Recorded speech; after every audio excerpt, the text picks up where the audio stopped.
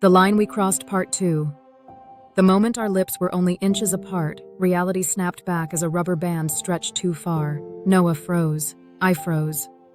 The air between us trembled with everything we wanted and everything we knew we shouldn't want. He backed away first, running a shaky hand through his hair.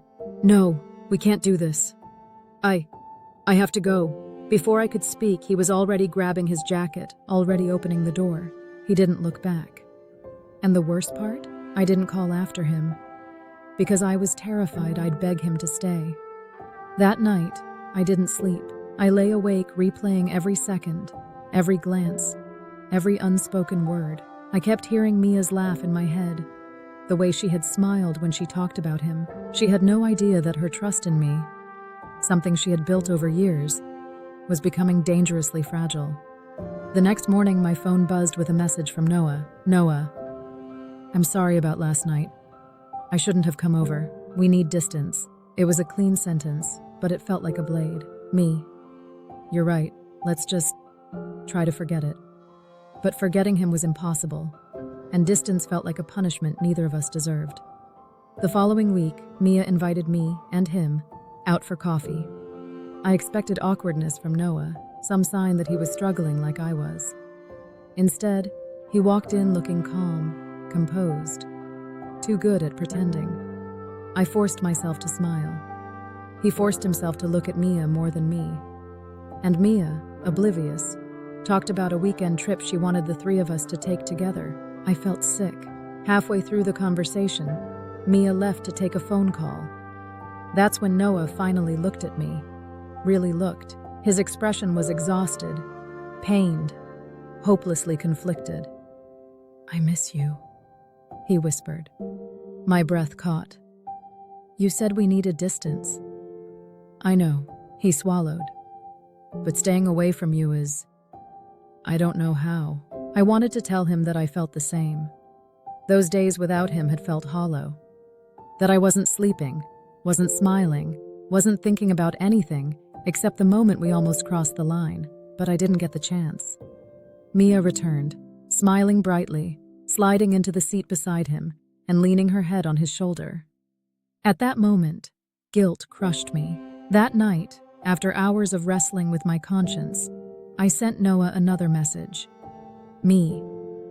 We need to stop this, for real this time. He responded almost instantly. Noah, if that's what you want, I'll respect it, but that wasn't what I wanted, not at all. And he knew it. Days passed.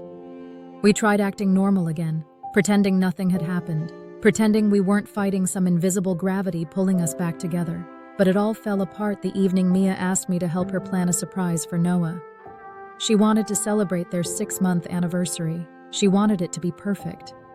She even asked me to write a note she could leave in his jacket because she thought my handwriting was pretty.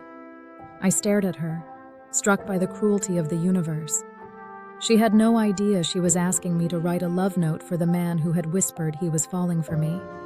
After she left my apartment with bags full of decorations, I sat on the floor and cried, raw, uncontrollable tears that came from a place I didn't even know existed inside me. I cried because I loved him. I cried because I shouldn't. I cried because Mia didn't deserve any of this. Later that night, Noah showed up at my door again. He didn't knock loudly, just a soft, hesitant tap, like he hoped I wouldn't hear it, but I did. I opened the door slowly. His eyes were red, like he had been crying too.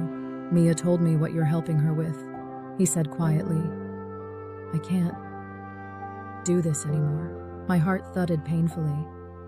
Do what? This lie. We stood there in the doorway, two people drowning in feelings we weren't supposed to have. I tried to stay away, he said. I tried so hard, but I can't pretend anymore. Not with her, not with you. I can't spend another day acting like you're just her best friend when every part of me... Noah, stop, I whispered, but my voice shook. He stepped closer, not touching me, but close enough that I could feel his breath on my skin.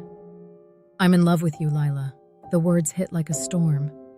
Not whispered, not almost, not accidental. A confession with no way back. My heart broke open, and so did everything else. I whispered, barely audible. Then what are we going to do? He closed his eyes, exhaling shakily. I don't know, but I know I can't keep pretending with Mia. I need to tell her the truth. I felt the blood drain from my face.